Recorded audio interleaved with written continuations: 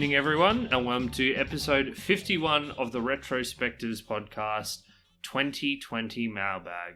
James, are you excited to be answering viewer questions instead of playing video games for a change? I'm always excited to have a week or two off to catch up on my, modern gaming backlog, but we'll be happy to get back to the normal broadcasting in a few weeks. How have you been, Patrick? It has been an absolute delight having a break from playing these retro video games. As much as I love them, there have been some games on the back burner that I've finally had some time to play.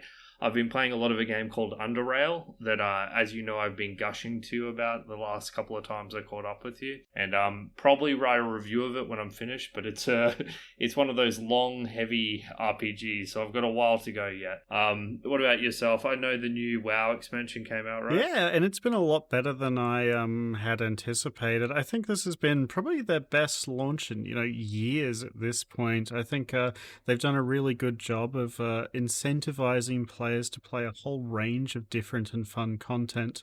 So I've been, having a blast, honestly. This is the most fun I've had in World of Warcraft since, I can't even remember. Been really happy with it so far. Yeah, we've enjoyed the break, but we're eager to get into these mailbag questions. So for those who are listening for the first time, we are the Retro Spectives Podcast. Each and every fortnight, James and I normally play through a retro game of the past, and then we have a detailed discussion and review of it. But as we're at the end of the year, we're having one of our special mailbag episodes. We did one of these last year in 2019, and we thought it'd be good to do another one in 2020.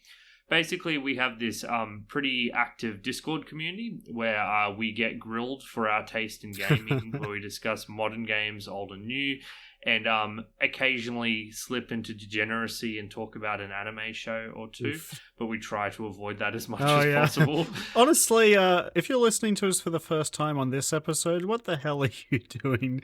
Go and listen to a good episode like Archimedean Dynasty or Thief 1 or 2. Those are my recommendations. Why Mailbag 2 of all things? Come on.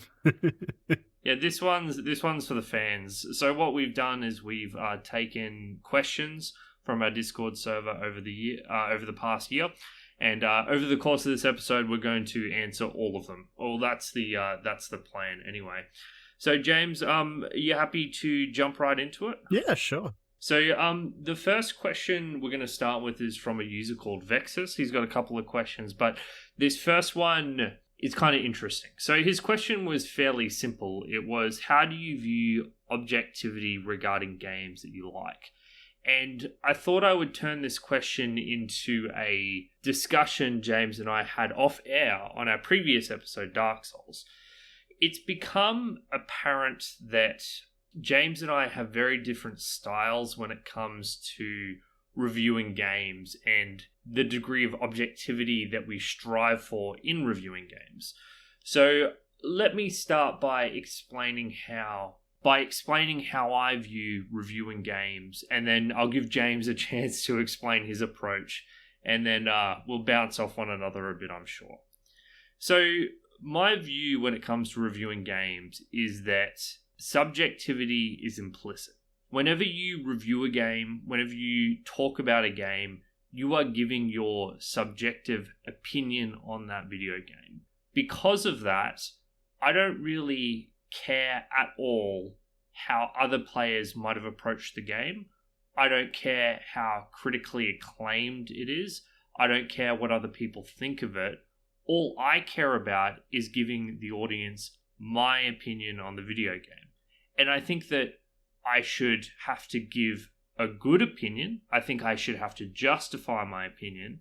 But when it comes down to brass tacks, the only thing that matters and the only thing I care about is the substantive way in which I engage with the video game. So when it comes to objectivity regarding games that I like, I am not objective and I will never be objective regarding games that I like or dislike. All I can do to the best of my ability is give my honest opinion with justifiable evidence. And that's what I strive to do. And your kind of, I guess, philosophy behind this is that if somebody listens to our show for longer enough, they can get a general idea of how their taste matches up with yours, right? So if they realize that Patrick and their points of view are pretty similar, then if you like a game, they'll probably like a game too, and if you hate it, they'll also hate it, right? That's it exactly, and I think that that's how I interact with reviewers. If I find a reviewer that I like, I learn how they feel and think about video games, not be like, oh, they said they like this because this is the truth. You just learn to understand their biases. And when you filter their review through their biases from your perspective, you can get a really good idea of how good that game is and how well it will mesh with what you like. I think one of the shortcomings of this review style, and I don't think there's a perfect review style, or like, I just have my preferred one and Patrick has his preferred one, but one of the shortcomings with this style review is that I think the first time they listen to your review, they're probably going to get less value out of it than the future reviews, because they know you as a reviewer better, right? That is true, but I would counter by saying that if you want to know what a game does, you can read the back of the box, or you can read the Wikipedia page, or you can gather information. You can gather information in 100 different ways. The value of reviewers is for the reviewer to tell you what they think. And I agree that on the face of it, a openly biased reviewer's opinion would seem to be less useful, but that's only true if that's the only review you read. If you read 5 reviews, I think the openly biased reviewer's review is going to be the most valuable by far. Okay. See, I think I really disagree with that statement you made about reading the back of the box or whatever. Any material provided by the company themselves is going to be hugely misleading, honestly. I think it's going to be so biased that it's almost worthless for determining whether you're going to like the game. So, for me, I guess my style, the way I like to approach it is that I want to set out to provide my listeners with as much information as possible in order to make a decision for themselves as to whether they'll like it or not. So while I kind of agree with Patrick that like true objectivity in reviews is basically impossible, I think that it's impossible due to, the level of complexity required to be able to, analyze something on that level. But I think that you can provide objective statements from which people can get useful information from. For example, a game that Patrick in particularly was quite negative on was Lunar Silver Star Story. And while I still liked that game, something that I could say objectively is that Lunar Silver Star Story's plot is an extremely classical hero's journey tale, to the point of it being boring, right? Like, it's nothing special. It's just the most vanilla story ever conceived. And I can say that if that would bore you, then you're not going to like this game, right? Whereas I think, Patrick will say stuff like, I hate this game. And, that offers a slice of information in my eyes, but it doesn't offer multiple different people, different degrees of using that information, which I value a lot in reviews. So I guess what you're saying is that as a reviewer of JRPGs, because I hate JRPGs, I'm not drawing the same level of nuance and distinction between these different JRPGs, which I think is a fair thing to say. If you love JRPGs, like you love them dearly, you're probably not going to get a lot of value out of me saying JRPGs are terrible, because a lot of the reasons I think they're terrible are because you like them. Yeah. However, you do have the bonus of, if I ever do say that there are aspects of a JRPG I appreciate, they must be pretty damn special. Yeah, that's true. And I guess like the reason we had this conversation behind the scenes on the Dark Souls episode was because in Dark Souls, I pointed out that, if you're not a mechanically strong player, you can still get value out of beating bosses by pure grinding. This is a style of play that Patrick would never participate in, right? He thinks I vomited in my mouth at that thought. Yeah, he thinks the best way to play this game, the only way to play this game, is by getting good. But I think that, if I was to make a review of Dark Souls and say this is a game purely about getting good, then those players who want to play it this other way are going to hear this almost wrong and misleading message, in my opinion. Whereas, the fact that it offers two kinds of play styles, one which I agree is probably less fun for most people. It's important to know that option exists when deciding to play the game, So I think that trying to give your personal opinion as well as noting other bits of important information is important when delivering a review. Yeah, and after thinking it over, I can appreciate the difference in review styles, but I'm always going to be on the style of wearing my biases proudly on my sleeves. People know where I stand, that's for sure. Absolutely. So, I think we'll go on to another question. I'll pick one this time. And this one was from James, not myself, but somebody that we know in real life. A great guy, I'll always like hanging out with him. His question was, what were your favorite games to record and discuss on the show?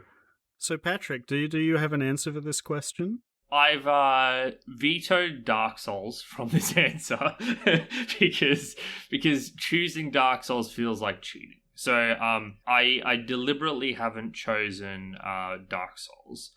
I think that my favorite episode to record and discuss was actually the System Shock episode that we did with Nick from Salt City Games. So one of the I think our most enjoyable episodes arise when there's a difference of opinion between you and I, James. And System Shock is a game where there was definitely a difference of opinion. Like, I thought it was heavily flawed, but I quite enjoyed the experience overall. Whereas from memory, I think it's the worst game I've ever played. I fucking hate that piece of shit. and Nick, interestingly, was somewhere in the middle, but probably a bit closer. I think he was leaning to my side. I don't think he was anywhere near as low on it as I was. So the first thing is that System Shock, like immersive sims, if I had to identify like my favorite genre of video games in a broad sense, I would say 100% it's immersive sims. And System Shock is one of the first immersive sims ever made. One of the Ultima games is technically considered the first one, but System Shock was one of the first ones to popularize it. And it was really interesting to play because I could see the historical seeds of so many aspects of the genre that I love to this day. Like 30 years later, games are still using the things that System Shock created. Now, all that said, it was a flawed game, but sometimes those flaws make it all the more interesting. So I really enjoyed playing it like from a historical perspective, which isn't really what we do on the show, but I still got value from it from that perspective, playing one of the grandfathers of my favorite genres. But I also just really enjoyed the discussion. I like talking about immersive sims. I think they're like I think that systemically they're one of the more interesting kind of video games to talk about, and having Nick on the show was great as well. Definitely the System Shock episode. I know you weren't high on the game itself, but I hope you enjoyed the discussion at least. If we're talking about like the patterns in the kinds of episodes I like to record, I think the ones I enjoy talking about the most are usually the ones where we're both pretty high on the story, because I think that one of the things we do fairly well on the show is to dissect and criticize the story and the nitty-gritty game mechanics of games, right? I don't think our discussions on graphics or sound are as interesting as these. So, these are the episodes I tend to like the most. And usually I find that when we disagree strongly, I think we lose a lot of nuance in each of our individual points, because, when one of us makes a point that the other person strongly disagrees in, they're less likely to jump into the nitty-gritty discussion of that point. It's more of a high-level back-and-forth argument about why it's correct or wrong. So I guess for me, the episodes that I enjoyed recording the most, the top three would be Thief 2, Diablo 1, and Archimedean Dynasty, because, in each of these, I think we kind of came. We were both pretty high on these games. And that, I think, led to the most interesting discussion. Talking about Archimedean Dynasty's story was really fun for me, and talking about Diablo and Thief's mechanics on a really, low-level, fine detail kind of axes is really fun, and that's the most fun I have on the show, is just, gushing about little things that the game designers have put in their game. It's a good point. One of the things that you can do on a podcast that you don't necessarily get in a written review, or even in looking at articles or anything, is you get into the nitty gritty. You get into the moment to moment small details of the experience, which you don't have time for in reviews a lot of the time. Yeah. But because we indulge ourselves by speaking for hours about these video games, we can actually talk about these small things.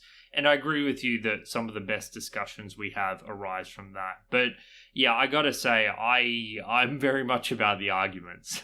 I like the difference in opinion, and I think that when we agree too much one another, it can become stale. You must have loved recording Crystalis and Lunar then.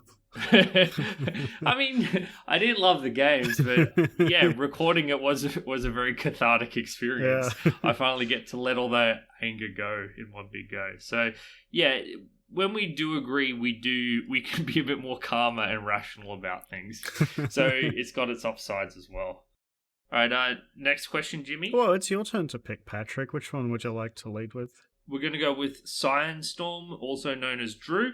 He is the host of the at Will and Drew's Gaming Retrospective. They have a weekly video game podcast that's very enjoyable to listen to, and he's asked us some excellent questions.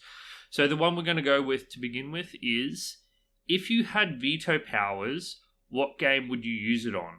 Both for the games you've played so far and for future games. So we'll talk about the games we've played so far. So James, that's easy though. Anybody who's listened to this show knows that the game you'll pick would be Lunar, and the game that I'd pick would be System Shock, right? So for you, it's System Shock? Absolutely. I have not enjoyed doing this show less than we did that, like during the actual playing of that game. I was actually yelling at the screen at points. I don't remember ever being that angry at a game that wasn't multiplayer. I don't know what it was. It just rubbed me the absolute wrong way. I did not enjoy, controlling it, playing it, looking at it, listening to it. Even the story disappointed me immensely. So I would never play that game again. And I'm, even hesitant to play its sequel, which I hear is really good. Yeah, I'm afraid I do have to be boring and say Lunar Silver Star Story.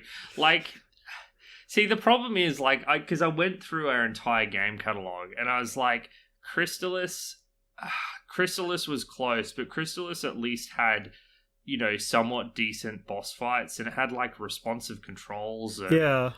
I mean, there are parts of the game that I hated, but there are other parts of the game that are just this is okay. There were some bits that looked nice too, like two screens. Yeah. The other game I considered was the Lost Vikings, but even then, Lost Vikings is still at least an interesting concept. It's got Luna isn't just a horrific experience from start to finish. It's a boring one, and it's so long. Yeah. Yeah, so unfortunately, it is Luna for me, although I did consider a couple of others. But yeah, if I had to go back in time and not play that game, I would take that opportunity in an instant. Definitely that. But I think what's more interesting is, are there future games that are on your mind to veto? So I thought about this long and hard, and I eventually settled on a game. It's kind of a hard question because you've got to think of all the games that you hate that we haven't played. Yeah. And I think that if I had a veto, I would use it on the Shenmue games. I don't know if you know the Shenmue games. Yeah, so I've never played a Shenmue game, but I've seen some reviews, and I saw, the discussion of Shenmue 3, and it just seems like everything I hate about video games distilled into a package. It's got grinding, it's got waiting, you literally have to wait sometimes. It's got awful voice acting, it's tone deaf.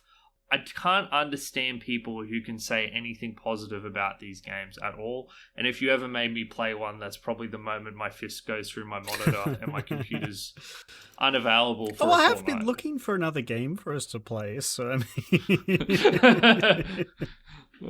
What about you, Jimmy? I can't really think of one. Like, I'd have to know that the game is actively bad for me to, like, veto it.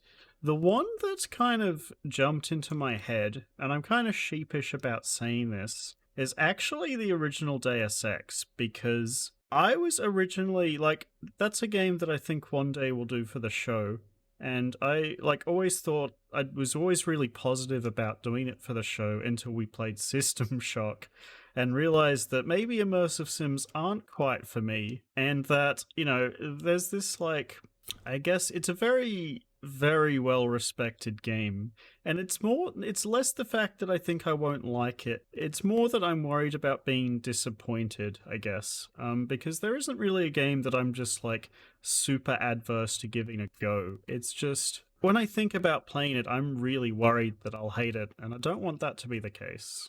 So basically, if you haven't heard me gush about it before, Deus Ex, the original one, is one of my favorite games of all time. It's one of the most important games to me in like my development as a gamer. Like playing it for the first time was a real eye-opening experience, and I've probably played it from start to finish like 4 times, including a full stealth playthrough, which is a terrible idea. Don't do it. But that's how much I love this game.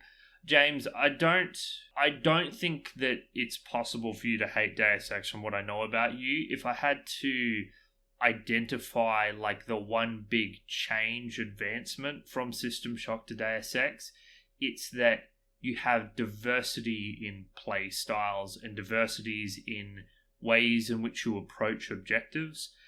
To me, the number one problem with System Shock is that every problem was an enemy with a gun, and the way you solved every problem was peeking around the corner and shooting the edge of that enemy's hitbox.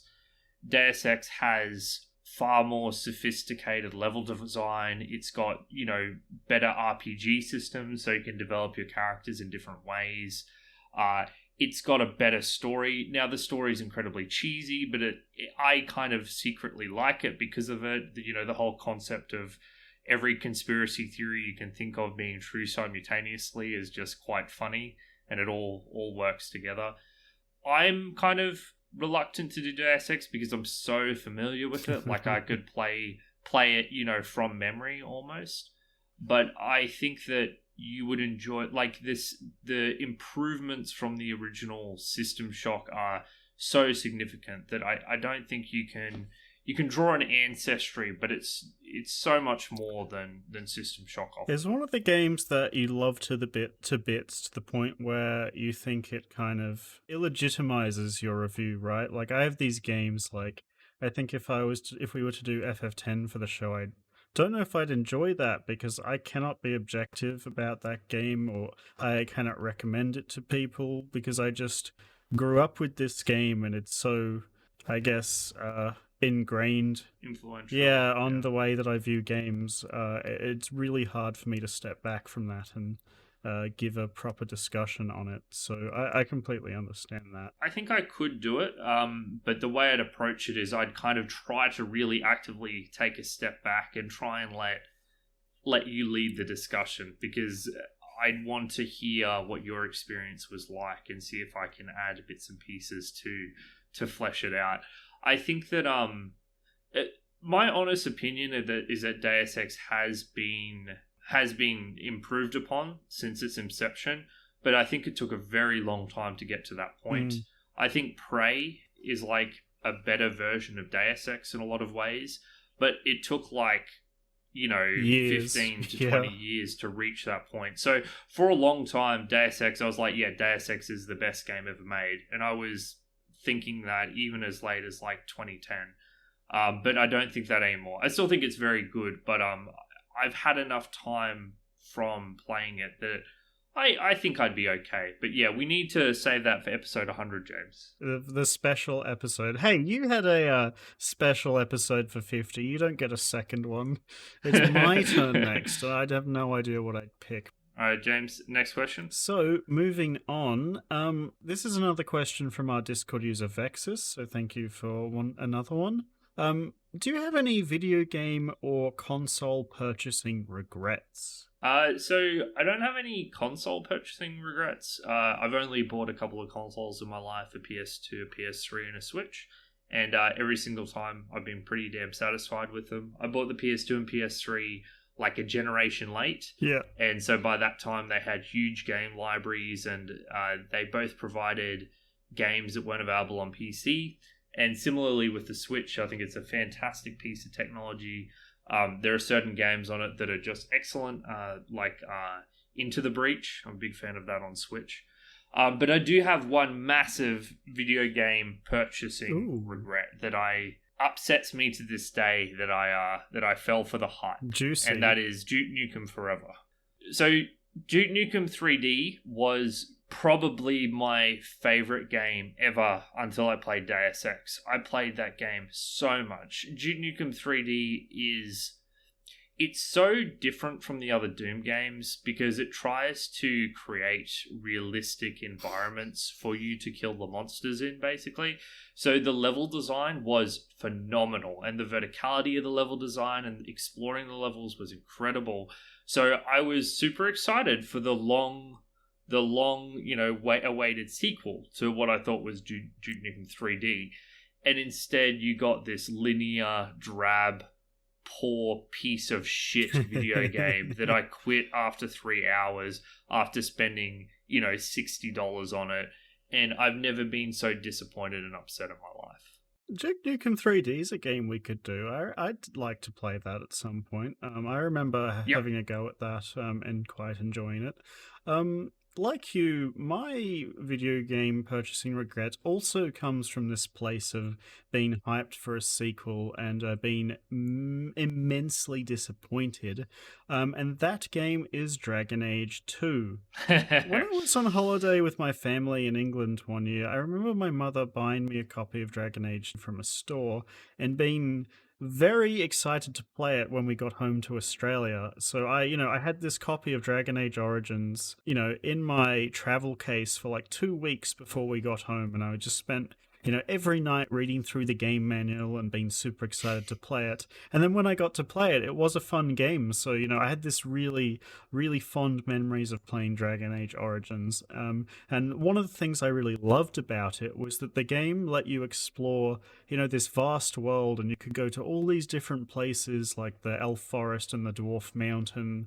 And the crazy wizard tower, and you could just do so much stuff. It was really fun. And then the sequel, Dragon Age 2, was set entirely in a city. The whole thing's just a bit grey and brown, and everything's different. And the UI, man, I'd never really noticed visual design for UIs before. But in Dragon Age 1, all the UIs all like medieval, and your spellbook is this book with these torn pages. And then Dragon Age 2's UI looks like fucking Windows 10 with all these like, modern sleek rectangles, and nothing's embellished with anything. It just looks so weird. It was so upsetting. That's definitely my biggest regret. I was very disappointed by that game. Never got to the end. I think I remember snapping the disc at one point as a joke because I knew I would never install it again. Other than that, I've played a little bit of Dragon Age Origins. I never finished it, but I enjoyed it for the time I played it. It's just you just fall out of some games sometimes, but. Yeah, I remember reading the discourse around Dragon Age 2 when it came out, and oh boy, it was very grim. It was, I think, in a lot of ways, Dragon Age 2 kind of signaled the beginning of the end for BioWare, because BioWare was so well regarded as being like the greatest RPG game company ever, and then Dragon Age 2 came out, and it all started to go downhill. Yeah. So, other than that, I have a very embarrassing tale to admit about buying video game consoles, because I do have a big regret on buying a video game console. I know So, this. You've told me about this before. yeah. So back in I'm going to say 2011, 2012, Kickstarter came out for the first time, and it was this big hype, and everyone was like, everything on Kickstarter that you kickstart is going to be amazing, and we know how that turned out. Just nothing creates bigger disappointments than Kickstarter, right? Everyone knows this at this point. But I was younger and stupider. It's 10 years ago now, and I fell for the hype, and I bought myself an Ouya. And Tell everyone what an Ouya is, James. So an Ouya is an Android console. It's this tiny little cube. It's I don't know, 5 inches. Yeah, it's like a phone that you can play phone games on. And I bought it and I plugged it in, and the controller felt like shit. And you could only buy phone games that were overpriced, and there was nothing good on it. And I think I used it as a paperweight and a doorstop at some point. Yeah, really, really regret that one. I was big stupid. You can just play Android games in an Android emulator on your computer if you want to do that, or on your phone. Yeah, just absolute waste of money, that was. But lessons learned. Okay. Next question, Jimmy. I think it's your turn to ask. No, I just asked that one, mate. Oh, did you? Okay. Back to me then. Okay. Okay, so we're gonna go back to Diddy Wong. And Diddy Wong asks, Pat, is there a JRPG, retro or not, that's always been at the back of your mind, always wanting to play but never got to? Same question to James for FPS.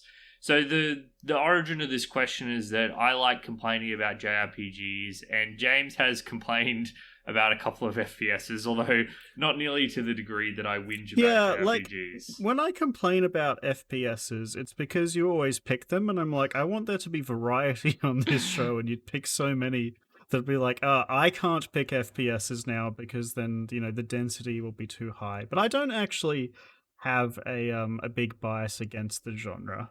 Although I think Patrick doesn't feel that way about JRPGs. Yes, correct.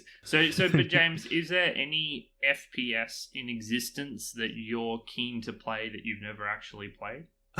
I don't think so, because if there was an FPS that I just want to play, I think I'd just play it. I don't really have one that I've been, saving in the back of my mind. Although I always I never actually played Call of Duty 4. And everyone always went on about it, about how good it was. So I've always been kind of curious about that, I guess. Although my dislike of Call of Duty 1 maybe dampened that curiosity slightly. It's really funny. Call of Duty 4, I think, if you played it, you would play it and you'd be like, what's all the hype about? Because Call of Duty was a game that kind of distilled its formula into Dynamite, and then they copied it, 12 times in a row. Yeah, it's like 12 video Seinfeld games. syndrome, right? Yeah, but I will say that COD 4's story does feel very tight. And they're kind of there are dual storylines. One follows the Americans and one follows the British SAS. And the Americans are all gung-ho going into the Middle East with guns blazing, but kind of blind. Whereas the SAS are kind of doing sneaky, dubious shit in the background and actually solving the problems. So that kind of dichotomy is really well executed. So it's a tight story, but in terms of bombast, you'll just be it's just another Call of Duty campaign. It's just another Call of Duty, right? Yeah, I think that'll be the case, yeah. So, yeah, honestly, there isn't really a whole lot that I haven't played that I just, if I wanted to, I just would. What about you, Pat? If I had to nominate a JRPG that I'm kind of curious about, it's definitely one of the Paper Mario games. So, okay.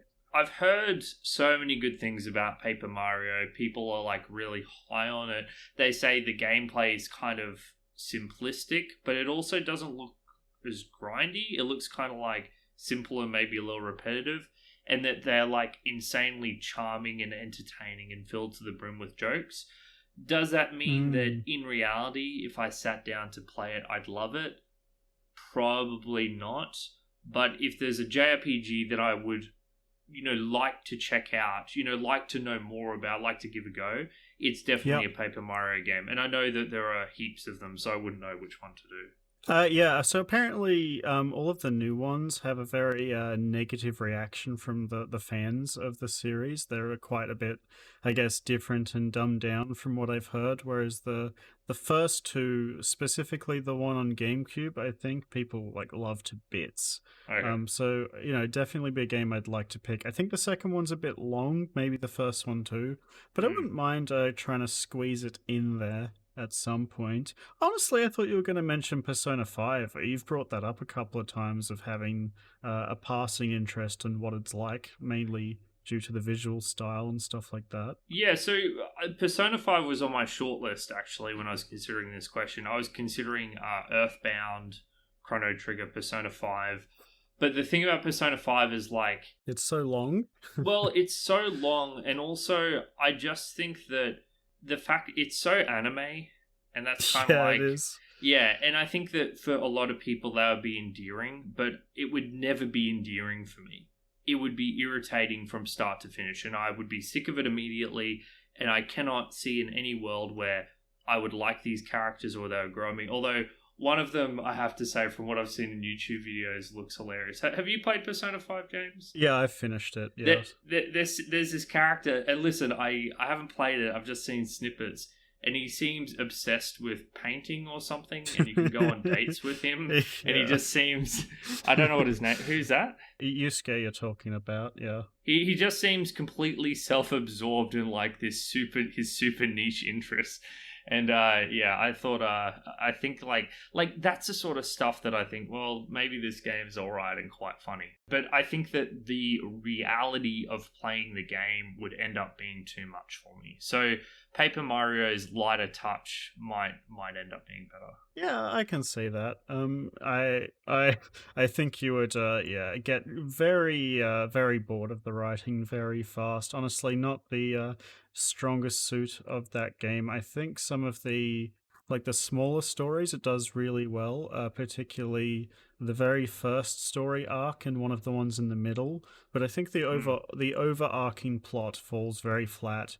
And I think the character interaction is very paper thin outside of these two really good arcs. So, it's I think the thing it does extremely well is the visual style and the snappiness and feeling of the combat. But story-wise... And the UI. Yeah, absolutely. That UI. It's incredible. But otherwise, I agree. So what's the next question? Actually, before we go into that, it's about time we had a music break. So this is normally when we would play the music from the game that we were playing for the week. But obviously, because this is a Mailbag episode, we don't have the music from the game. So instead, we thought we'd do something a bit fun, and we'll just pick some of our favorite video game music, and we'll use that as the break. Wait, you don't listen to video game music. Well, interestingly enough, back in episode 2, all the way back in episode 2, I didn't. But one of the fantastic things that this show and doing the show has done for me is that it's given me an appreciation of video game music, and I now listen to video game music recreationally. I just enjoy listening to it, and I greater understand the significance of it in underlining important moments like boss fights and just in general. So you're right, James. Once upon a time, I was like that, but that Patrick is dead. That Patrick is no more. The track I wanted to highlight is from a game that I've not actually finished, Bloodborne. Bloodborne is the only From Software game that I haven't played start to finish, mainly because I don't own a PS4, so I've never, had an opportunity, but I've watched complete Let's Plays and I've read about the lore, and I love the game. But I think one thing Bloodborne does better than any of the other From Software games is its soundtrack. I think Bloodborne's soundtrack is phenomenal, even better than Dark Souls 3, even better than Sekiro's. The one I've chosen is, of course, my favorite track, and it's Lawrence the First Vicar. It's just an absolutely haunting track, and I love it to bits. That track and the one for Ludwig are masterpieces. They're phenomenal. But I think Lawrence the First Victor edges it out. So this is Lawrence the First Vicar from the Bloodborne soundtrack.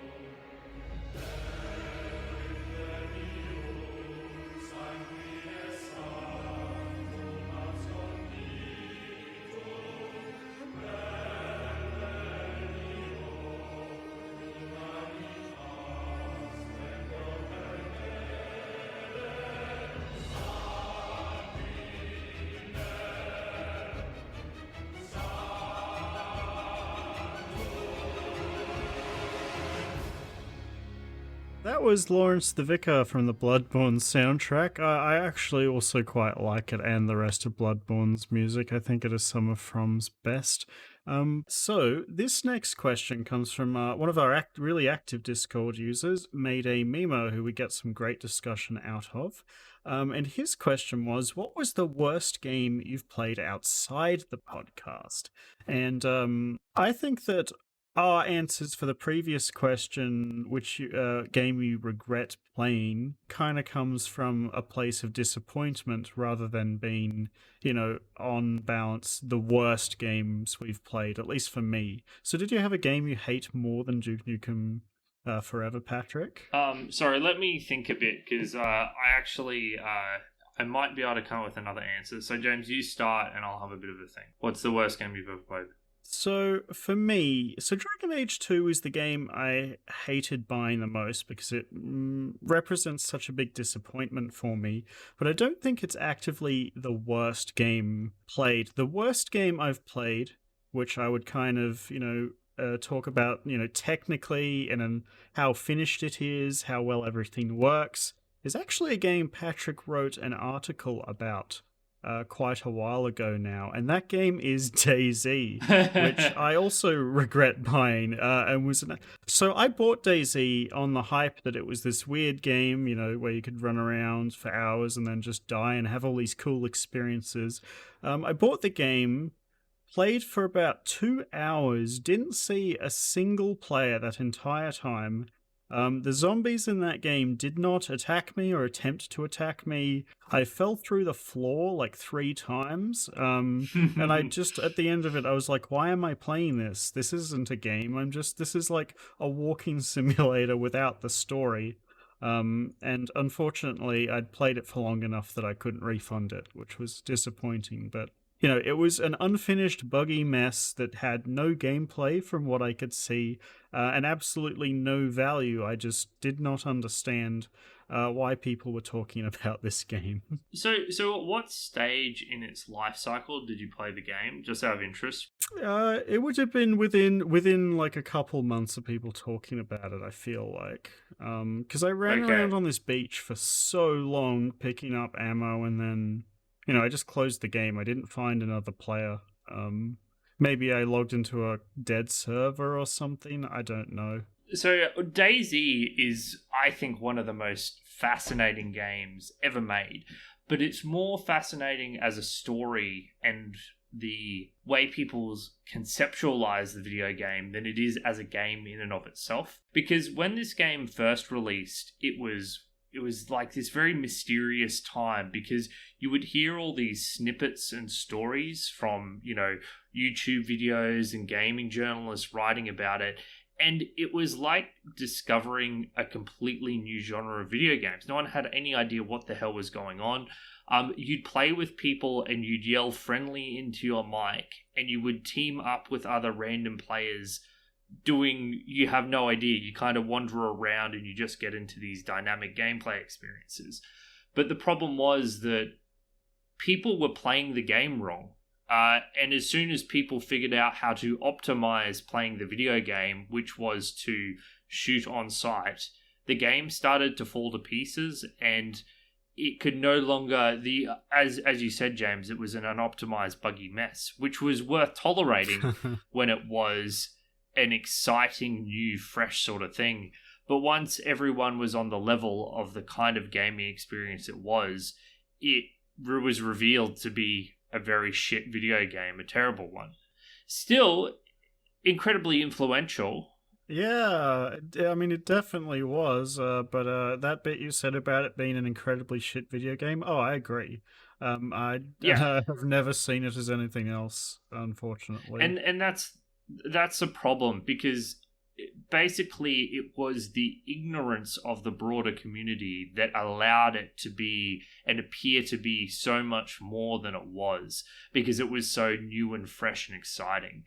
As James said, I wrote an article about this. I think the story of DayZ is wonderful, and the weeks I spent playing it when it had first been released, where I had to do registry edits to get it running, were absolutely magical. James, I will say that if you wanted to give something like the DayZ experience another go, there's a game called Escape from Tarkov, which I think has taken a lot of what made the original DayZ really enjoyable and kind of like distilled it into a working package. Okay, sure. I mean, the problem was, I never saw anybody, so I never really got either of those experiences you mentioned. It just felt unfinished, and really, I don't even have a good grasp of what that experience was supposed to be, so I don't know, to be honest. Did you have a game that you have thought of? I will say I'm cheating slightly. I don't know if this is the worst game I've ever played, because I've played outside the podcast, of course, because the worst game I've ever played is Lunar Silver Star Story, but unfortunately disqualified for the question. But back in, I can't remember what year it was. It's probably something like 2009, 2010. There's this game released called Brink. Brink. I know this one. Yep. Yeah, it was made by the people who made Quake Enemy Territory, I think it was. It was a class-based shooter. And it was supposed to have like parkour elements and stuff like that, right? Which it did, but the guns were terrible and the game was laggy, and I remember being excited for this review and everyone was excited. All these reviewers were excited. And then you played it, and it was just a very dull and boring video game to play. The guns were kind of all extremely weak, because the developers wanted there to be more duels between players instead of being able to kill enemies. And at this time, games like Apex didn't exist, and honestly, I've always hated how bullet spongy enemies are in games like that. So I played Brink. It was atrocious. The game's community died out in the space of 2 weeks, and it was condemned as a universal failure.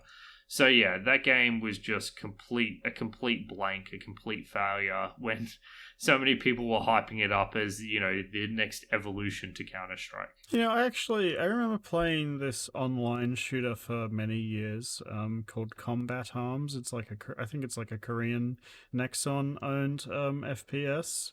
And that game was you had a lot of health in that game, I remember. And I remember really enjoying those little duels you were talking about, where you're like constantly ducking behind scenery and you have like time to get your bearing, I guess. And I don't know, I always kind of wanted to play another game like that. But obviously Brink was not that game from the sounds of it. Yeah, I'll just make one more comment on that idea. I think that the problem with that tankiness that is quite prevalent in a lot of multiplayer shooters today is that it completely eliminates any tension you might have from the first-person shooter experience. I mean, I'll always hold Counter-Strike up as the premier first-person shooter. Like, I love the game so much. I love watching it nowadays almost as much as I love playing it. And I think what Counter-Strike delivers is such a tense experience that just doesn't exist in any other video game. You go from absolute silence, everyone walking, and then as you round the corner, you have this sudden break of tension as people start firing, and it's over in an instant, and you transfer from these moments of tension beautifully. So Yeah. I understand that people enjoy them, but I'll never like them more than what Counter-Strike does. Yeah, I'm much more about getting that adrenaline rush and having it go for as long as possible. Which I think a game like Doom Eternal is the perfect example of a game like that. Where you're engaged in these long, drawn-out encounters where, you know, messing up gets you killed, so you have to be constantly moving as fast as you can, ducking and weaving between gunfire and, you know, getting shots in where you can. That's honestly the kind of gameplay I want from my shooters, which really doesn't exist that much outside of Doom Eternal these days. You know, maybe I would have liked Brink if it had been implemented well, but, you know, we'll never know. So moving on, next question, Patrick. Oh, is it my turn again? Okay. Let's go to Drew again. Signstorm. He says, if you had the option to play the games we play for the podcast on original hardware, would you? And if and why or why not? This is funny. Drew always tells us that he when he listens to our show, he's often yelling at the radio like an old man. Because one of the things we do on the show is that we approach older games from a modern lens, like it's the first time we've played them. Whereas I think Will and Drew's show is a much more, I guess, nostalgia-driven show in some ways. Like they're approaching these old games as people who played them growing up, and, you know, really appreciate and revere them. Yeah, I'll also say it's more nuanced than that. It's more that they consider the historical context in which these games were released. Yeah, it's not pure nostalgia. It's just also, you know, an appreciation for the historic limitations. Like one of the things we never really bring to light is the fact that when people were working on the Super Nintendo, they were super limited in terms of space on the cartridge. So there was a lot less they could do with music and visuals, and, you know, they had to be very creative in how they did all this stuff. On the show, we don't give a shit about that, whereas Will and Drew probably are more appreciative of those creative drives under limitations. So this question's interesting because for me, I think that because a lot of times we play games on this show, the vast majority of times we emulate, right? We play on, you know, modern PCs, you know, playing these games with, you know, extra settings that they couldn't have run on back on the original hardware, because I think that for a lot of people going back for these games for the first time, it's going to be more convenient to play an emulated version of the game, and B, a lot of the time it's just going to run better, although you do lose a lot of that, I guess, nostalgia and historical reverence from playing on the original hardware. So for me, for the show specifically, I think it would be interesting for one person to play emulated games and one person to play on the original hardware. I'd have no problem, you know, sitting down and playing on the old hardware, because there are going to be some people who specifically want to do this. So, you know, there's value in that for those listeners. But personally, for me, I just value the convenience so much of just being able to, you know, sit down on my computer and have things run out of the box. And, you know, be able to choose whatever controller I feel like, be that my PS4 controller or my old, you know, 360 controller that I also like using sometimes, have the controls fully mappable. It's just so convenient. Yeah, so it's an interesting question. I mean, the short answer is no, but... So I think that when it comes to running the video game, I'd always want to run it on my PC because having access to save states is just incredibly useful. There are a lot of these games where, you know, where just being able to plonk save states down makes it far more reasonable to get through things. That's a good point, yeah. I think that a lot of old games are really bad with their save systems and checkpointing, and this kind of allows you to, you know, bypass that frustration and even improve the experience. And I think we often include this in our reviews. Like, if it has a bad checkpoint system, you can entirely ignore that negative, right? If you have save states. And I think you should, mostly. I think that, you know, you can cheapen the experience by overusing save states, but as long as you exercise I don't like doing that, yeah. as long as you can exercise some self-control, generally by, doing a single save state at the start of each level, it's generally going to be fine. Like when we played Beautiful Joe, I would create save states before bosses so I could learn the bosses, and then once I had them down pat, I would do the level from scratch again. Stuff like that I don't have a problem with. I will say that I would like to have the option to at least try the original controller for a lot of these console games. There are games like Super Mario that I think I'd want to try on a Super Nintendo controller. And the big one is Police Noughts. Police Noughts had an optional light gun plugin for its sections where you have to be, shooting your gun. And I think having access to a light gun for those bits would have actually made them really fun instead of incredibly frustrating and annoying. So I think when it comes to what I'm running the game on, it'll always be PC. But if I had like a box that had every video game controller in history, I would love to be able to just plug it in and at least try it and maybe even continue playing if it clicks with me. Because sometimes the original controls on the original controller are going to deliver the best experience. And absolutely, next time we play a game from the Nintendo 64, I'm going to make you play on the original hardware, because I know that you'd love that controller. Yeah, I forgot to mention that, but if we ever do an FPS on a console, I am not playing with the controller, full stop. And if you don't like that, Drew, you can get stuffed, because I'm using a mouse and keyboard for my FPS games.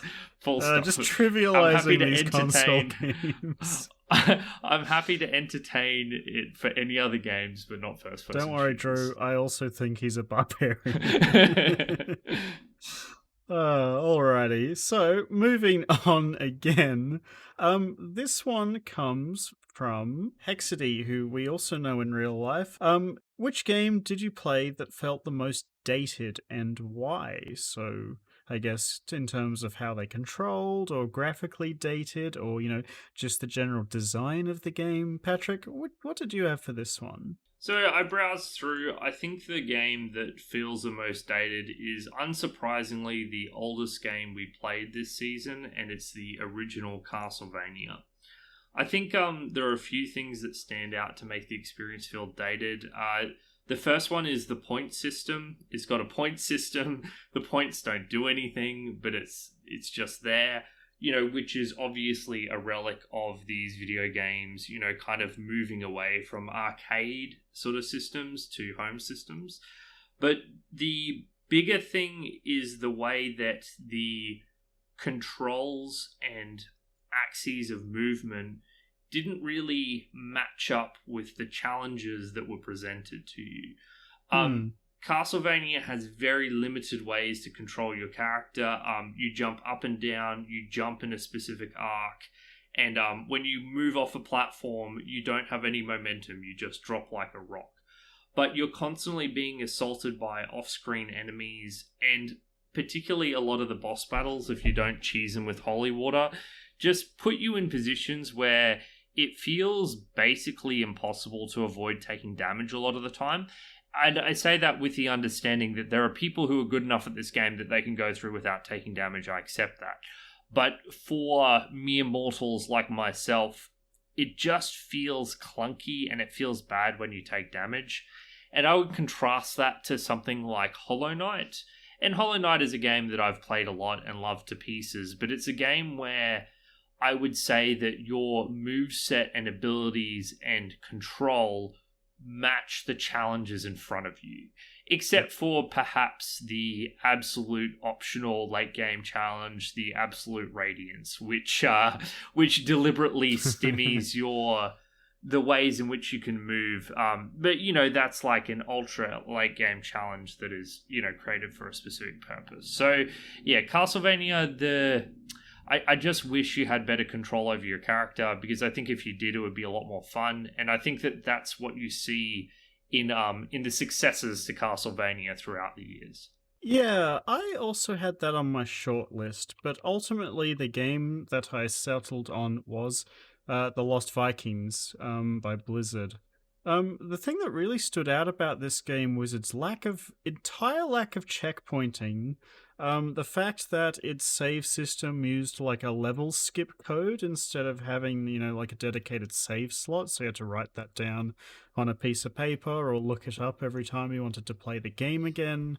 The fact that it was filled with these like really unforgiving insta-kill kind of deaths that resulted in a game state where you could no longer win, but didn't like end the game and send you back to the start. Like you could just be wandering around thinking maybe I can still finish the game even though I've died on one character. No, it doesn't care about that. It didn't have anything sophisticated like, proper checkpointing or even, failure state detection. And it just kind of felt clunky to control as well. I actually really liked the underlying concept of that game, but I think the execution is extremely dated by today's standards. Particularly moving items between characters, it took me God. so long to figure it out, and when I figured it out, I forgot and had to learn again. And yeah, I agree. It's weird. In some ways, that game is so polished. Like the graphics and everything are beautiful, and I think that like the puzzles themselves are really refined and well designed. But yeah, there are so many outdated artificial difficulty sort of stuff in there that is very unlike the Blizzard of today.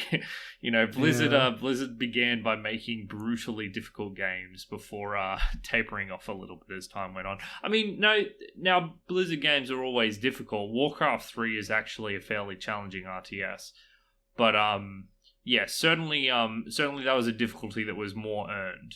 Yeah, definitely agree with that one. Speaking of Castlevania, I'm going to jump in and answer this question as I ask it because it's very related. So this question comes from user Vexus again, and it was, what ineligible games for the podcast would you like to force the other person to play? And if I was a particularly malicious sort of person, I'd say Luna 2 for Patrick. However... The real answer is that I actually would like to force Patrick to play Bloodstained Curse of the Moon 2, which is an OG Castlevania clone that I think does the formula extremely well, to the point where it's obviously inspired by Castlevania 1 and those style of games, but it pushes the formula to such length and with such good level design and interesting character abilities that I think, having played Castlevania 1, I think Patrick could really enjoy it to see just how far the genre has progressed since then. Because I don't think you've played like a Castlevania, a classic Vania style game other than that, right?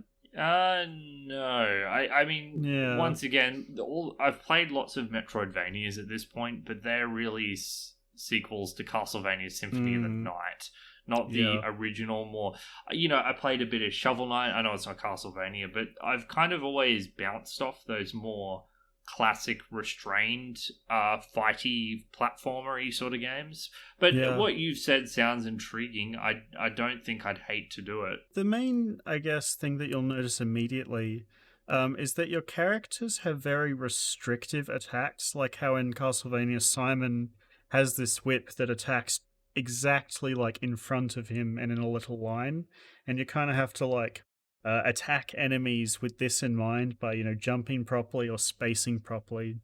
So you control 4 characters at the same time, and you can swap between them instantly. And they all each have their own strengths and weaknesses, and you need to use them to, navigate through the level, because they each have their own unique platforming gimmicks that you need to, like, mix together in cool ways. But they can also all interact with the level really interesting. Like, for example, you have a guy who has a gun which shoots horizontally infinitely, like it covers the whole screen and is quite powerful, but it has a really long wind up and kind of end lag, so you can only really use it when you're safe. And if something rushes you, you're kind of screwed.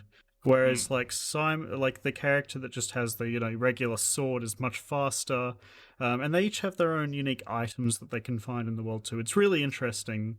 So it's trying but good.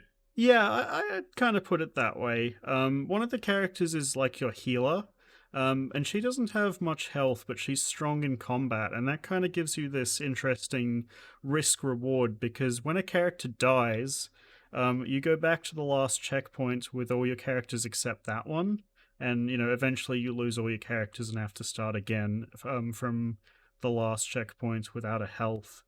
But if you lose your healer, it's particularly problematic for you, but she's so good in combat that you still want to use her.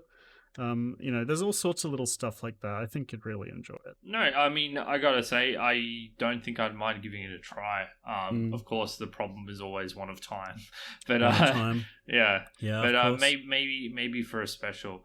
So my game that I'd make James play is one that he wouldn't enjoy, but I wouldn't be doing it for my sadistic enjoyment. I'd be doing it for a very good reason, which is that I think this is one of the best games ever made in its genre. And that game is Steven's Sausage Roll. Oh my god. See, one of the things about this podcast is James and I both like puzzle games, but it's quite interesting. There aren't actually many good puzzle games that are eligible for the podcast at all. A lot of the things that you'd think of as puzzle games are more, point and click adventure games, which fucking suck on the whole. But when I think of like good puzzle games, they're mostly newer titles, and I think Steven's Sausage Roll is an incredible masterpiece of game design. It's in the genre of Sokoban, which is basically boils down to block pushing, but it does it in a very particular way. You're a man with a skewer, and you have to get sausages and grill them on both sides. And the game escalates in challenge dramatically. It starts challenging you straight away. There are no easy puzzles in this game. From the very first puzzle, you're actually having to use your brain. And over the course of the game, which is like 100 puzzles, almost every single one of those puzzles challenges you to think outside the box in some way, shape, or form, all while using an incredible, simple, and refined control scheme. Yeah, it is odd that there haven't been that many puzzle games to choose from. I'd really like somebody to suggest a good one. My favorite puzzle games of recent years has definitely been Baba Is You. I think that is an absolutely brilliant title with a genius underlying concept and some, really fun and creative solutions to its problems. Highly recommend if you like puzzle games. But yeah, Steven's Sausage Roll is one that I felt like I was brute forcing when I played, maybe 3 or 4 levels of it. Like, I felt like I was just trying everything until I got lucky and it worked. Maybe I was not, trying as hard as I could, because the game looks like dog shit to be. You won't even argue against that, right? Well, it looks like Minecraft, but worse. It looks like a fever dream. But at least the visuals don't get in the I guess in the way of the solving of the puzzles. Yeah. Listen, I can understand not liking the visuals. I'm not going to defend the visuals, but I'm kind of like in love with when I have the whole time, thing. I'll give it a go. So yeah, it's just so. I really don't want to spoil it, except to say that the game has one brilliant moment that will blow your socks off. But it comes, you have to solve a lot of puzzles before you get there. And there are some crazy difficulty spikes it just dumps on you, and it's like, good luck. The game costs $40 on Steam, and it looks like some shitty $2 game someone made in their basement. It's such a hard sell. I can't think of any game that's harder to convince people to try. But I really do think it's one of the best puzzle games ever made. What about like E.T. or Superman 64? It's so good. I mean, if you like puzzle games, if you love puzzle games, you owe it to yourself to give it a try because of how sophisticated and refined it is. It does so much with so little. Highly recommend, and I wish we could play it for the show, James. Yeah. One day we'll do it as a special episode. Maybe on episode 200. Okay, so I've got a question now. So This question is from Ben. So Ben asks, if you were in a situation where you made a deal with someone, and that deal was if I play a video game from start to finish, will you finish another video game? And that person agrees to that deal. Do you think the honourable thing for them to do is to then play that video game? Or should they renege on the bargain and live a life of shame? I think that they should renege on that bargain and live a life of shame. But I wouldn't know because Ben and I made that deal. And I finished Baldur's Gate 2. Like, you get out of this like wizard's lair or something, and then you go to this city, and then the game just ends. You know, it was only like 2 hours longer, so I don't know why he's so upset about this. Yeah, he had to. This is from Ben, also known as Do Baldur's Gate 2, you cowards. He pays no heed to the fact that Baldur's Gate 2 was like an 80-hour game and continues to demand that we play it. He thought he'd found a good loophole because he made an agreement with James that if he played Final Fantasy X, that James would play Baldur's Gate 2. And, I don't know, 6 months later, he's yet to get past the 2-hour mark. But hey, I beat the tutorial. And, you know, I was actually, this will trigger a few people. I was going to play it on my PC, but I thought because Ben played FF10 in the lounge, because he's one of my roommates, and I watched the whole playthrough because I love the nostalgia hit, that it would only be fair if I made him watch my playthrough of Baldur's Gate 2. So I bought the PS4 copy and played it on controller, which, honestly, worked better than I was expecting. However, is one of the reasons I've been avoiding going back to it, to be honest. Inventory management in that game with a controller is a fucking nightmare. Yeah, but I do intend to one day get back to playing that game. Yeah, I have heard that the console adaptations, like all the changes they made, were actually really intelligent. So playing it is actually, for the most part, completely fine, with the exception of inventory management, of course. It's always an issue because inventory management in PC games is just like so easy. You have a big grid in front of you, and you can click and drag things from the grid, and you can see your entire inventory at once, and you can easily click between tabs to act as filters. And it's by far, if you're playing on PC, it is the only way to do inventory systems. But with the advent of console games, you know, exploding, inventories have kind of morphed away from that model to something far more controller friendly.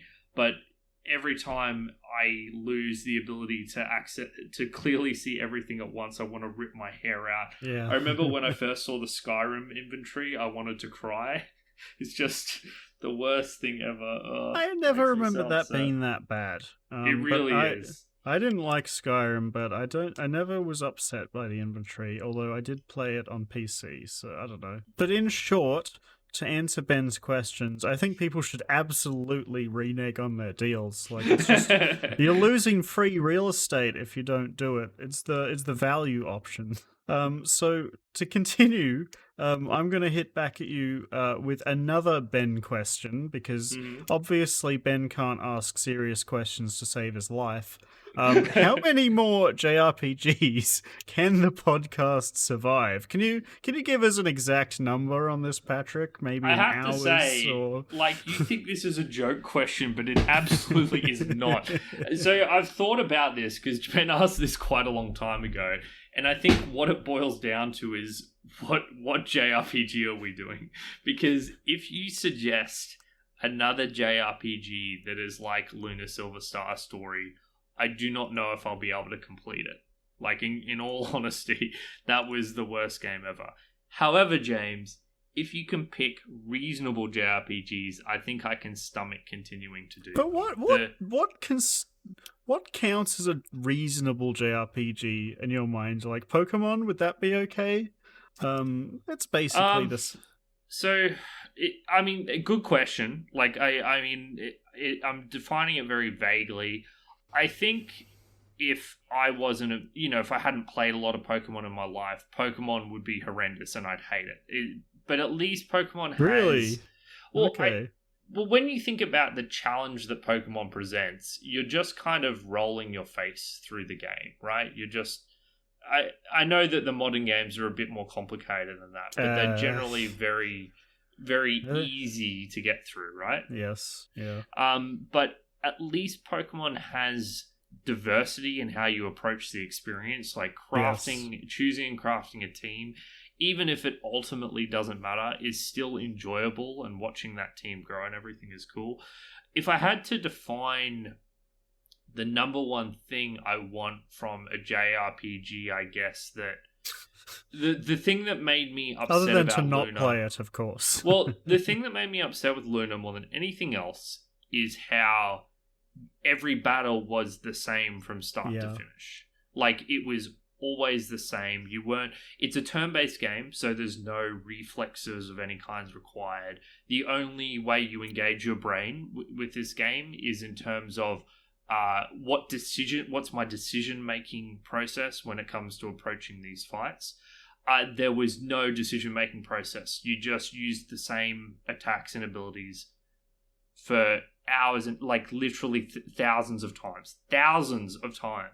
So if you can pick a JRPG where I am tactically challenged in my approach to it, I think I can probably put up with everything else surrounding it. If I have to think about what the best, about who to attack with, what spell to use, where to position my guys, if I have to actually engage my brain in these repetitive combat things, because there's always going to be repetitive combat, I'm going to mind it a lot less, and I'll probably get through it.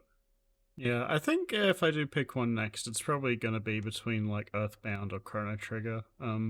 Probably going to have to play it safe from treading on thin ice with these picks here. I mean, you even found stuff to enjoy about Vagrant Story when we played it, even though its combat system is probably overall a bit of a mess. Still much more engaging than Luna was. Like I said, at the end of Luna Silver Star Story, I was looking back at Vagrant Story nostalgically. I was like, I wish I was playing Vagrant Story, because you can and I do criticize the overwhelming clunkiness of the complexity of the systems there that aren't presenting much depth. But you did have to engage your brain. Like, each and every boss fight, you were analyzing and choosing, which spells to use, which body parts to attack.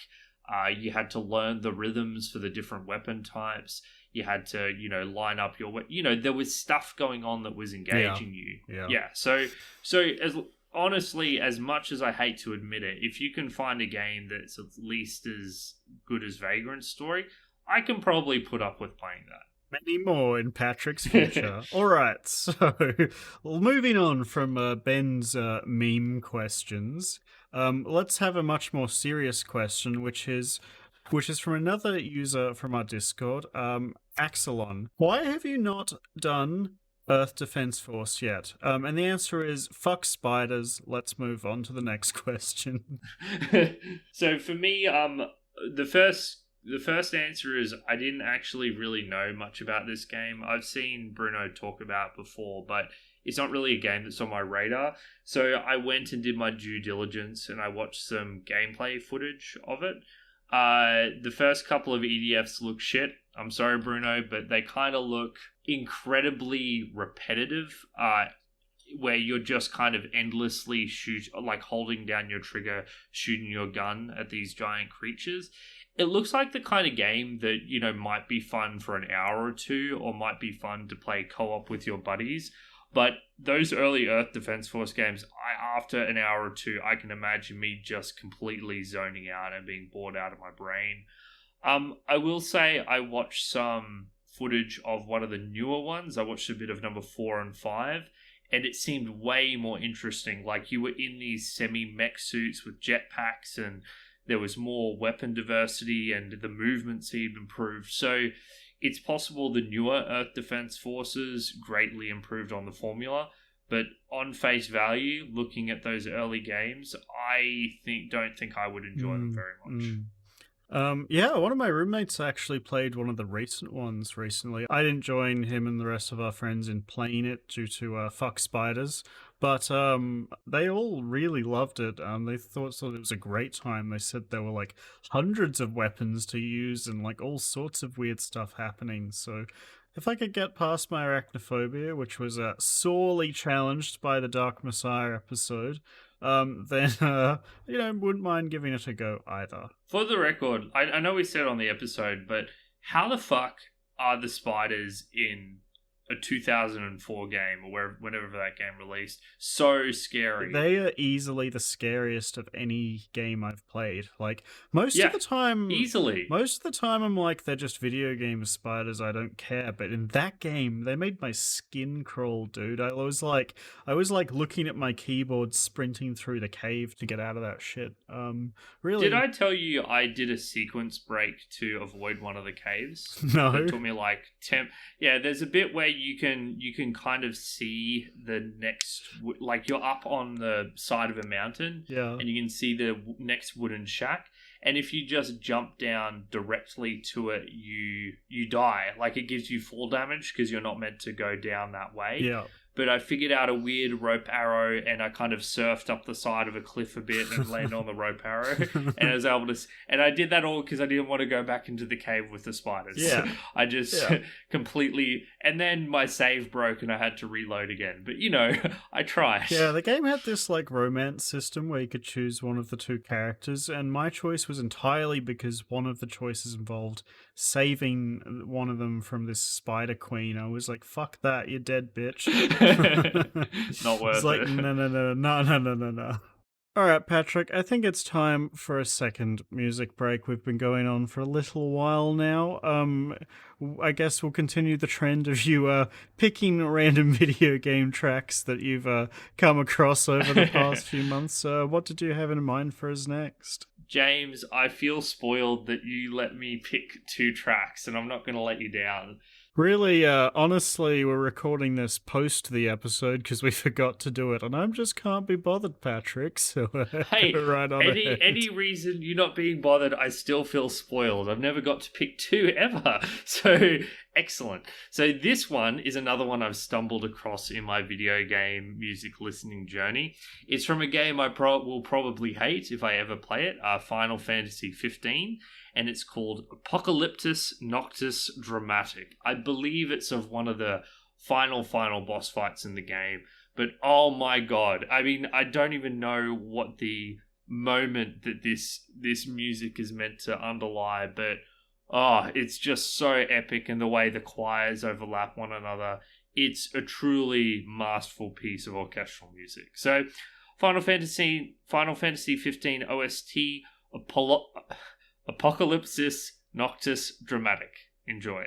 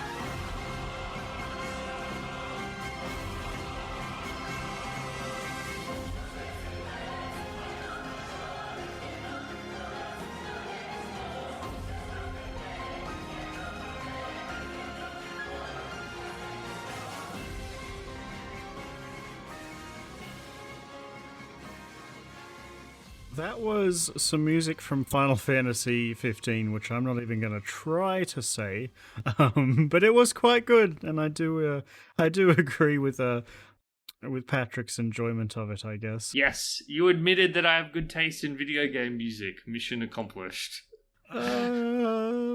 Well, I will admit that it's improved from not non-existent, but I guess it is what it is, Patrick. Anyway, to go back to our usual programming, we have another question.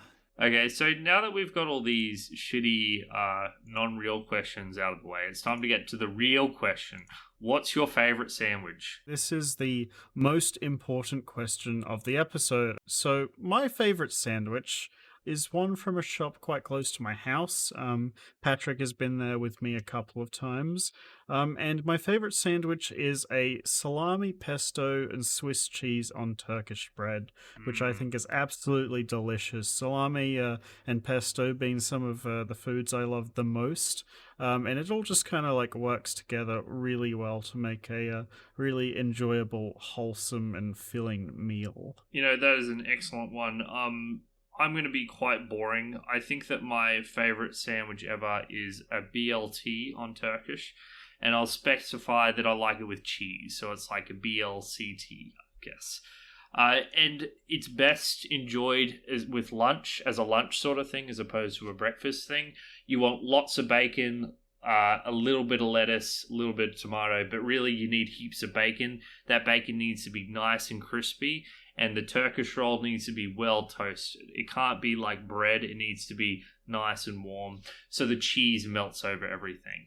And I had a BLT down in Tasmania, which is down in the south part of Australia, across it's an island, the southern tip of Australia, and it's one of the best sandwiches I've had in my life. I don't remember the name of the restaurant or anything, but yeah, I got to go for the classic BLT. Yeah, I love when mayo and tomato are used together in food. I think that something that makes Hungry Jack's, which is like the Australian equivalent of Burger King, better than McDonald's, is that all their burgers use a lot of tomato and mayo in them, as opposed to just drowning them in grease. Maybe it's a bit different over in America, but here the burgers are quite tasty. Would you say the burgers are better at Hungry Jack's, James? Yes, this is a Hungry Jack's podcast now. Hungry Jack's podcast. For the next 52 weeks, we'll be eating Hungry Jack's every meal for every day. And we'll be reviewing... While we podcast. If you hear us chewing food, it's Hungry Jack's. It's Hungry Jack's. Do you have any more questions left, Jimmy? Yeah, we've got 2 questions left. So I want to go... I'll leave the best question, my favorite question, for last. And we'll go for the next one, which is... from Powerbjorn, one of our other Discord users. Thank you for joining and asking this question. Which games would you call your guilty pleasures? So I thought about this, and I think ultimately the game that's my biggest guilty pleasure is definitely Counter-Strike. For a while it was Valorant, but when they changed the range at which you can queue with people, you can only queue with people within a small rank. I was unable to play with any of my friends anymore, so I pretty much stopped playing. Because you're too bad. Sorry? Yeah, you're not good enough to play. Yeah, that's it, James, because I'm not good enough. It basically killed our Valorant group overnight. There were like 12 of us that all played together, and just boom, over the course of a week, we just all stopped playing. But, if there's one, video game that I still play with friends, that I still play to blow off steam, it's Counter-Strike. And I've played that game a lot over the course of my life, and I still love playing it to this day. Is a relaxing pleasure game a guilty pleasure game, though? I don't even know how to answer this question. I don't have any games I feel guilty when I play. I guess maybe Dota might be that guilty pleasure game, because I could always be doing something more productive. I'm up to like 6,000 hours in that now. But every time I play it, I have fun, so that's all I want out of a video game, right? Yeah, I guess. I guess I view guilty pleasure as just like, I could be spending my time doing something actually productive, and instead I'm playing a game I've played thousands of hours for. I mean, I agree with you. It's nothing to be truly guilty about, but anytime I play Counter-Strike, it's purely for relaxation. There's a lot of games I play and I feel like I'm learning something about video games, because I'm trying something new or trying something challenging. Counter-Strike is just literally, I need some time to myself. I need to have some fun. Yeah, it's weird that Dota's that game for me because it's such a like I guess intense game to play. Like it's not really relaxing per se. It's more of a I guess in my regular line of work, which is mostly doing a lot of software support, I feel like I spend my whole time talking to people who don't really know what they're doing with computers. And so I kind of have to turn my brain off and tell people how to, use the start menu and turn computers off and on again to fix them. It's like when I get home, like I spent my whole day feeling like Patrick did when playing Lunar Silver Star Story. It's like I want something to engage me, so I guess that kind of high intensity style game is what I find most relaxing and pleasurable after, being stuck at work all day. So Dota 2, definitely my answer here. Okay, so time for the final question, which is also from Drew.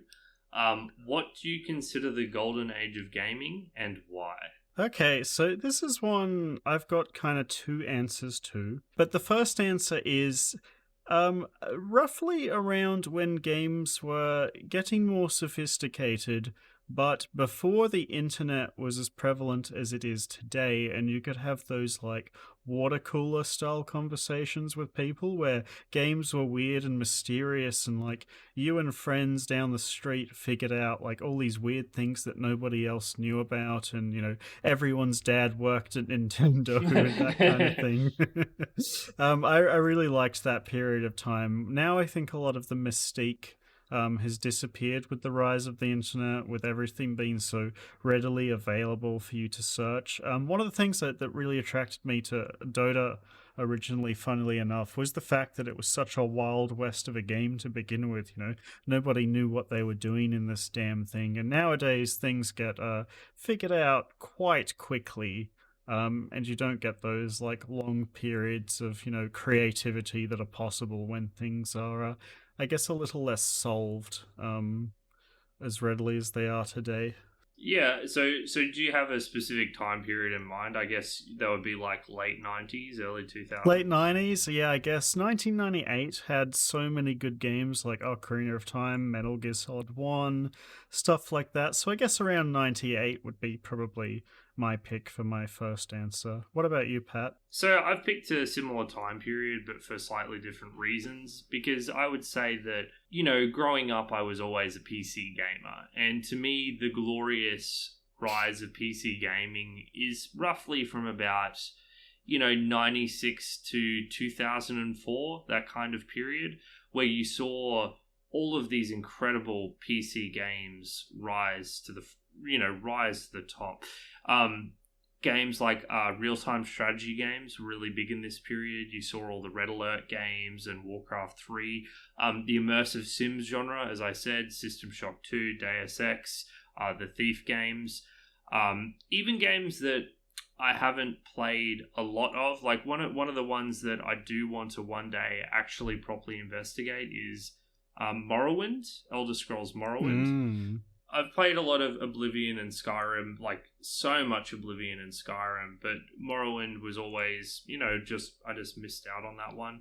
Yeah, I think you'll hate that game. Maybe, like I might hate it, but if I've played as much Oblivion and Skyrim as I've had, I can probably put up with the notoriously shitty combat. Yeah, so, I mean, when you hit with your sword, it rolls a dice, and sometimes you just miss, so it feels really bad. Well, I've heard it starts off bad, right? And then it gradually gets better when you become... it gets better. When you reach a sufficient power level, Yeah, I mean, the world's incredible, and the storytelling is awesome too, so you probably like that aspect of it, I think. And the final thing is FPS games, of course, Half-Life, Counter-Strike, etc., etc. So, for me, that's one of the two ages that I would define as the golden age. I know it's not the only golden age, but for PC gaming and for what PC gaming means to me, that was the glorious period that I think consoles kind of killed in a lot of ways as they rose through the late 2000s and the early 2010s. So one thing that I really didn't like about gaming on PC growing up as a kid was that multiple times I would buy this brand new game and my computer would just be unable to run it. And maybe that was the case of our computer not being that great, but I felt like I think that games today are more, you can pump them up really high, but I think there are a lot of titles that will run on toasters if you want to do that. Whereas, like, I remember buying Oblivion for the first time. Like, I Oh was yeah. reading about it in gaming magazines, and put it in my computer, and my computer would just Yep. crash. It was awful. I had to return it. That kind of experience happened to me a lot as a kid. Oblivion had the worst So optimization. You've actually just reminded me how bad it was. yeah. Yeah, I think I had to upgrade my PC. The other one was Crisis. Crisis famously would not run even on like the absolute geared out rigs. But I remember that game looked Mm. incredible when it came out. Like I couldn't believe my eyes when I saw The Crisis. first time it happened was actually the PC version of the game Harry Potter and the Philosopher's I Stone, played that. which my grandparents had bought me. I actually thought the PC games were really fun. They had a lot of When are we doing the exploration Harry in Potter them. games, James? I played that when I was a kid. Oh my, yeah! I I played mean, the first three, I think. yeah, I remember one of them has gnome tossing. You have to hit the targets. Yeah, it Yes. does. You have to hit the targets. Yeah, I remember it being quite enjoyable.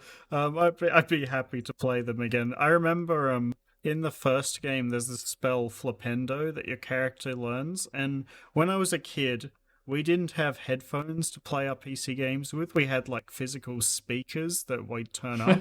And my dad and my mother like would hear me playing this game, and they were convinced that Harry was shouting Nintendo. And would always just they were just like, "How? What does Nintendo have to do with Harry Potter?" I remember that very I fondly. had a similar thing in Red Alert. The first one, your ore refinery only had limited space to store your minerals, so you had to build Yeah. these grain silos, and they would continue to store your your additional materials, and you had to keep building them if you Mm. started banking, and if you didn't have enough, the lady, the announcer, would say silos needed, and my mum would overhear it, and she'd say silence needed whenever in the same tone of voice whenever we was she wanted us to shut up. So yeah. uh, Man, that would have not shut you up. That would it have didn't made work. you I laughed made though. you made you So laugh. did you Yeah. say there was a second golden age of gaming that you wanted to Yes. nominate? So yeah, so I think Drew will be raising his fist at this one, I hope. But I actually think this one's a bit cheating, but I think that as time goes on, I think the most recent point in history is always the best time to be, someone who plays a lot of games, because all those great games, you can still play them, right? And you can always play them on newer and better hardware. Especially today, I think it's never been easier to like have a large collection of games neatly organized digitally on all your platforms. You can get all those games and still play them. You've got so many options on how to play them these days. I think that a lot of predatory DLC practices that we saw a lot of in the late 2010s are starting to, people are starting to take note and starting to crack down on that kind of bullshit. There are so many live service games that you can play for free and have thousands of hours of content without spending $1. Games that are constantly updated. I think that nowadays we're really spoiled for choice on what to play. I think that honestly, all of those headaches I used to have with hardware and getting things to run, none of that happens to me anymore. Everything's convenient, easy to get. Everything's always on sale and cheap. It's never been, cheaper to play games. I think that, we live in a pretty good age when it comes to, wanting to play games. I completely agree with you. This is right now is truly the golden age, and it's been a pretty dry release because dry release here for the AAA titles because of COVID, but that doesn't change a thing. I also just want to highlight that the explosion of the indie scene means that there is a game out there for you. One of the problems with video games, once again in the late 2000s, early 2010s, is that the industry was becoming very homogenized. The Yes. the range of experiences you could have playing video games had really narrowed and narrowed and narrowed, And the reason a lot of people were upset was because it felt like they weren't able to get the kind of video game experiences they used to. Video gaming had transformed into something completely different. But what we have today is amazing because instead of it just being one homogenized experience, there is literally a game for every single person under the sun. If you like, weird technical RPGs with heaps of interactions, you can play Divinity Original Sin 2. I've mentioned before, and I'm gushing about it again, that I've been playing Underrail, which in a lot of ways is a spiritual successor to the Fallout series. The original Fallout games, Fallout 1 and 2. So once upon a time, if you were a big Fallout 1 and 2 fan, maybe Fallout 3 came out and you were incredibly disappointed because it felt like no one was making isometric Fallout games anymore. Well, nowadays, someone is making a new Fallout game. It might not be called Fallout, but it will deliver the kind of experience you're after. And I think that that's wonderful. If you enjoy video games, as long as you're willing to search for them, you'll find something that you love to pieces. Yeah, absolutely. Also interesting would be the inverse of this question. What is like the dark age of video games? And I think like the 2010s, early on and in the middle, that period in the seventh generation of consoles where I guess everything was Call of Duty clones, everything was brown and grey, there weren't a lot of indie titles. It was like Steam had only just started getting its roots and it was buggy and it slowed your computer down terribly. The store was nowhere near as sophisticated as today. It was pretty shitty, honestly.